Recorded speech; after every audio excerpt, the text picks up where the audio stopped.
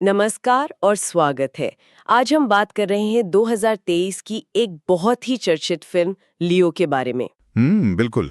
और आज हम इसकी कहानी, किरदारों, इसमें जो रहस्य हैं और हाँ, बॉक्स ऑफिस पर इसने कैसा प्रदर्शन किया, इस सब पर थोड़ी गहराई से बात करेंगे। हमारे पास कुछ अच्छे सोर्सेज हैं इस पर। बिल्कुल, हमारा इरादा यही है कि जो भी जानकारी है उसमें से सबसे खास और आप कह सकते हैं चौंकाने वाली बातें सामने लाएं। हाँ, ये उन लोगों के लिए काफी दिलचस्प होगा जिन्होंने फिल्म देख ली है और शायद सोच रहे हैं कि यार इसमें और क्या था। या शायद वो लोग भी जो देखने वाले हैं और जानना चाहते हैं कि भाई इतना हल्ला क्यों है इस फिल्म को लेकर। हम्म तो फिर शुरू करें? हाँ, करते हैं।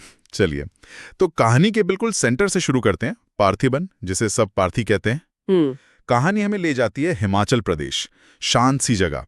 पार्थी का अपना एक कैफे है। हाँ, और उसकी छोटी सी दुनिया है। पत्नी सत्या, बेटा सिद्धू और बेटी चिंटू। मतलब पहली नजर में लगता है कि बस एक आम आदमी की शांत जिंदगी। एकदम। और यही माहौल फिल्म शुरू में सेट करती है। पर ये एक्शन थ्रिलर है तो शांति ज्यादा देर कहाँ टिकती है। बिल्कुल नहीं। असली मोड़ तब आता है जब कुछ लुटेरे, जिनका लीडर है षणमुगम, वो उसके कैफे में घुस आते हैं। और बात सिर्फ लूटपाट की नहीं रहती, वो उसकी बेटी पर हमला कर देते हैं। हाँ, और वहीं पार्थी का रूप बदल जाता है। अपनी बेटी को बचाने के लिए वो उन सब लुटेरों को मार देता है। और ये एक आम कैफे वाला अचानक से नेशनल न्यूज बन जाता है। हर कोई हैरान कि ये कैसे हुआ। पर इस अचानक मिली शोहरत का एक बहुत खतरनाक साइड इफेक्ट होता है। क्या? दूर तेलंगाना में बैठे दो खूंखार भाई, एंटनी और हेरोल्ड दास, ड्रग माफिया, अच्छा। वो टीवी पर पार्थी की तस्वीर देखते हैं और एकदम चौंक जाते हैं। उन्हें लगता है ये पार्थी नहीं, ये तो लियो दास है। लियो दास? हम्म, उनका अपना? हाँ, उनका वारिस, जिसे वो कई साल पहले मरा हुआ मान चुके थे। बाप रे, तो मतलब पार्थी की शांति तो गई अतीत दरवाजे पर। बिल्कुल। लेकिन पार्थी, वो इस बात को मानता नहीं। अच्छा, वो क्या कहता है? वो लगातार इनकार करता है। जोर जोर से कहता है कि मैं लियो नहीं हूं, मैं सिर्फ पार्थिबन हूं। यहीं से असली टकराव शुरू होता है। हाँ, एंटनी दास, जो कहता है कि वो लियो का पिता है, वो मानने को तैयार ही नहीं। वो बदला लेना चाहता है। बदला? किस बात का? शायद अतीत में लियो ने कुछ ऐसा किया था, या वो उसके हिसाब से नहीं चला, और ये बदला बहुत पर्सनल हो जाता है। कैसे? एंटनी, वो पार्थी के बेटे सिद्धू को किडनैप कर लेता है। ओहो। और सिर्फ किडनैप नहीं, उसका इरादा है सिद्धू की बलि चढ़ाना, इंसानी बलि। क्या? ये तो बहुत भयानक है। हाँ, और ये चीज सीधे लियो के अपने बचपन से जुड़ती है।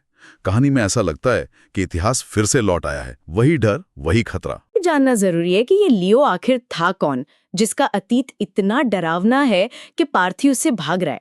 ये फ्लैशबैक हमें ले जाता है 1999 में। दास एंड को, एक तंबाकू कंपनी। तंबाकू कंपनी? नाम के लिए। असल में इसकी आड़ में एंटनी और हेरोल्ड दास ड्रग्स का बहुत बड़ा रैकेट चला रहे थे। अच्छा। और सिर्फ ड्रग्स नहीं, वो लोग सत्ता के लिए या शायद अंधविश्वास में इंसानी बलि जैसी भयानक रस्में भी करते थे। बाप रे, मतलब एकदम क्रूर। हाँ, पूरी तरह से। और लियो और उसकी एक जुड़वा बहन थी एलिसा। जुड़वा बहन? हाँ, वो दोनों इसी माहौल में पले बड़े थे, इसी क्राइम फैमिली का हिस्सा थे। तो लियो भी शामिल था इन सब में?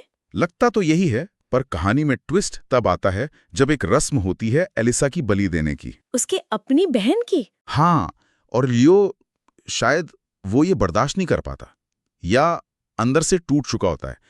वो मना कर देता है, वो साथ देने से इनकार कर देता है। ये उसका पहला विरोध था शायद। हाँ, कह सकते हैं, अपने पिता और चाचा के खिलाफ। पर इसका अंजाम बहुत बुरा होता है। क्या हुआ? हेरोल्ड दास यानी चाचा गुस्से में एलिसा को मार देता है। हे भगवान। और एंटनी दास यानी पिता अपने बेटे के इस धोखे से इतना नाराज होता है कि वो लियो को गोली मार देता है। गोली मार देता है? हाँ, ये सोचकर कि वो मर गया। लेकिन वो मरा नहीं। नहीं, वो बच गया, किसी तरह वहां से निकल भागा। और शायद तभी उसने तय किया कि अब वो लियो दास नहीं रहेगा। वो उस पहचान से, उस परिवार से, उस हिंसा से सबसे दूर भाग गया। और बन गया पार्थिबन, हिमाचल में एक नई जिंदगी। हाँ बिल्कुल, एक शांत जिंदगी जीने की कोशिश। तो ये सब देखने के बाद दर्शक पूरी फिल्म सोचते रहते हैं, क्या पार्थी सच कह रहा है या वो नाटक कर रहा है? कौन है ये आदमी? और फिर आता है फिल्म का क्लाइमैक्स, वो मोमेंट जहां सब कुछ साफ हो जाता है। हाँ, वो लड़ाई हैरोल्ड दास के साथ। बिल्कुल। और जब हैरोल्ड उसे ताना मारता है, उसे लियो कहकर उकसाता है, तब पार्थी के चेहरे पर एक अजीब सी मुस्कान आती है। हाँ। और वो कहता है, हाँ, मैं लियो हूं। फाइनली, मतलब जो सस्पेंस बना हुआ था वो टूटता है। हाँ, वो स्वीकार कर लेता है, लेकिन ये कोई खुशी वाली स्वीकारोक्ति नहीं लगती। इसमें दर्द ज्यादा है, मजबूरी ज्यादा है। और इसके ठीक बाद वो हैरोल्ड को गोली मार देता है, जैसे कह रहा हो कि हाँ, लियो वापस आ गया है और शायद पहले से ज्यादा खतरनाक। और फिर वो एक और बात कहता है ना जो काफी चौंकाने वाली है। हाँ। वो कहता है कि अब जो भी उसकी असली पहचान जान गया है उसे मरना होगा। मतलब?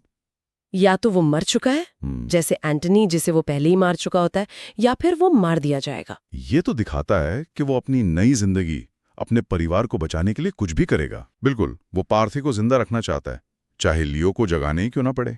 ये सिर्फ एक प्लॉट ट्विस्ट नहीं है, इसमें कैरेक्टर की साइकोलॉजी भी है। हाँ, उसका पछतावा दिखता है। वो कहता भी है कि लियो के नाम से उसने कभी कुछ अच्छा नहीं किया, वो उस नाम से याद नहीं किया जाना चाहता। तो पार्थी बनना उसके लिए सिर्फ भागना नहीं था, बल्कि शायद एक मौका था सुधरने का। हाँ, एक तरह का प्रायश्चित, एक बेहतर इंसान बनने की कोशिश। पर क्लाइमैक्स में शायद उसे समझ आता है कि अतीत पीछा नहीं छोड़ता। तो क्लाइमैक्स में लियो वापस आता है, दुश्मनों को खत्म करता है, फिर क्या होता है? क्या उसे शांति मिल जाती है? ऊपर से तो ऐसा ही लगता है। वो दास परिवार की ड्रग फैक्ट्री जला देता है, जैसे अपने अतीत का सबूत मिटा रहा हो। और फिर अपने परिवार के पास लौट जाता है, हिमाचल, कैफे। लगता है चलो अब सब ठीक। लेकिन कहानी यहाँ खत्म नहीं होती, एक और एंगल है। बिल्कुल, और यही एंट्री होती है एलसीयू की, लोकेश सिनेमैटिक यूनिवर्स। कैसे? पार्थी, या अब हम उसे लियो कह सकते हैं, उसे एक फोन आता है। अच्छा। फोन करने वाला उसे लियो दास कहकर बुलाता है, मतलब वो उसकी सच्चाई जानता है।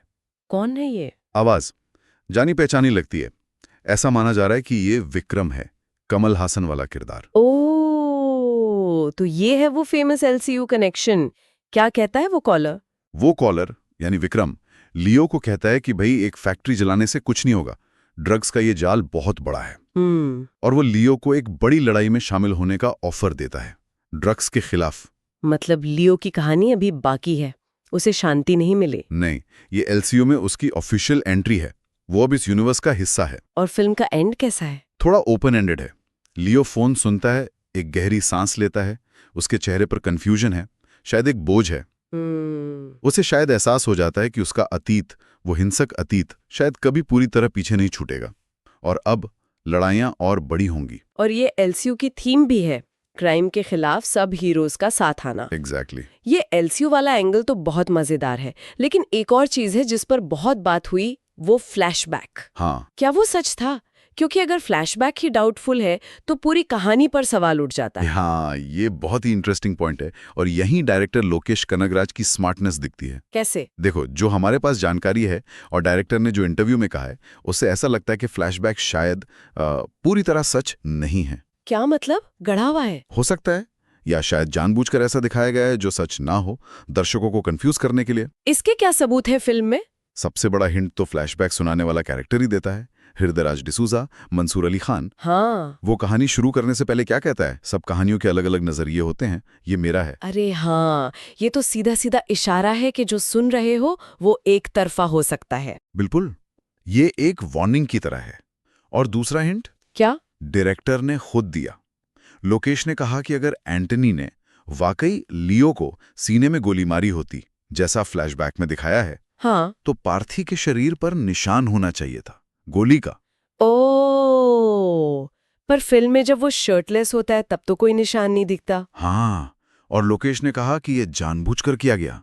ये एक सुराग था कि दर्शक सोचें, सवाल करें। तो मतलब फ्लैशबैक में जो हुआ वो या तो हुआ ही नहीं या वैसे नहीं हुआ जैसे बताया गया। बहुत पॉसिबल है। डायरेक्टर ने तो ये तक कहा कि फ्लैशबैक इंटेंशनली फैब्रिकेटेड, यानी जानबूझकर गढ़ा हुआ हो सकता है। बाप रे। उन्होंने ये भी माना कि कुछ सीन काटे गए जो शायद इस सच्चाई को और साफ करते। तो रहस्य बना हुआ है। तो लियो का असली अतीत क्या है, ये अभी भी एक सवाल है। हाँ, और ये एलसीयू के लिए बहुत बड़ा स्कोप छोड़ता है। कैसे? भविष्य की फिल्मों में शायद ये खुले कि एलिजा की मौत का सच क्या था, एंटनी और हेरोल्ड से लियो का रिश्ता असल में कैसा था। क्या पता कहानी कुछ और ही हो। और कोई एलसीयू लिंक? एक और छोटा सा जिक्र है, सत्यमंगलम अनाथालय का। अच्छा। हाँ, ये वही अनाथालय है जिसका जिक्र विक्रम में फहद फासिल के कैरेक्टर अमर की बैक स्टोरी में आता है। तो ये एक और धागा है जो लियो को एलसीयू से जोड़ता है। वाह, मतलब कहानी में इतनी परतें हैं कि शायद एक बार में पकड़ना मुश्किल हो। खैर, कहानी और रहस्यों से आगे बढ़ें। हाँ बिल्कुल। बात करते हैं बॉक्स ऑफिस की। आखिर इतनी बड़ी फिल्म थी, चली कैसी? अरे जबरदस्त चली। बॉक्स ऑफिस पर तो इसने रिकॉर्ड तोड़ दिए। सच में? कितने? जो आंकड़े हैं हाँ। उनके हिसाब से वर्ल्ड वाइड ग्रॉस कलेक्शन करीब 605 करोड़ से 623 करोड़ रुपए के बीच रहा। 623 करोड़, ये तो बहुत बड़ा नंबर है। हाँ, ज्यादातर सोर्सेज 623 करोड़ यानी करीब 78-80 मिलियन डॉलर पर सहमत हैं। ये तमिल सिनेमा के लिए बहुत बड़ी बात है। तो ये ब्लॉकबस्टर हुई। बिल्कुल, ये उस साल रिलीज हुई रजनीकांत की जेलर के बाद दूसरी सबसे ज्यादा कमाने वाली तमिल फिल्म बनी। अच्छा, जेलर के बाद? हाँ, लेकिन कुछ मामलों में इसने जेलर को भी पीछे छोड़ दिया। किन मामलों में? विदेशों में कमाई, ओवरसीज। लियो ने करीब 199 से 204 करोड़ विदेशों में कमाए, जो किसी भी तमिल फिल्म के लिए सबसे ज्यादा है। ओह, और तमिलनाडु में भी, अपने होम स्टेट में, वहां भी इसने 230-231 करोड़ कमाकर रिकॉर्ड बनाया। कमाल है, मतलब देश में भी और बाहर भी दोनों जगह पसंद की गई। हाँ, जबरदस्त अपील थी इसकी। और जाहिर है इससे जुड़े लोगों के करियर पर भी असर पड़ा होगा। बिल्कुल, ये विजय के करियर की सबसे बड़ी हिट बनी। हाँ, जाहिर है। लोकेश कनागराज के लिए भी ये उनके करियर की सबसे बड़ी फिल्म है। एलसीयू की पॉपुलैरिटी और बढ़ गई। त्रिशा कृष्णन, जो काफी टाइम बाद विजय के साथ आईं, उनके लिए भी ये बहुत बड़ी सक्सेस थी। और प्रोडक्शन हाउस 7 स्क्रीन स्टूडियो, उनके लिए भी ये अब तक का सबसे बड़ा प्रोजेक्ट रहा। तो ये सिर्फ एक फिल्म नहीं रही, ये एक तरह का इवेंट बन गई इंडस्ट्री के लिए। हाँ, और अगर भारत की बात करें तो 2023 की छठी सबसे ज्यादा कमाने वाली फिल्म थी ये।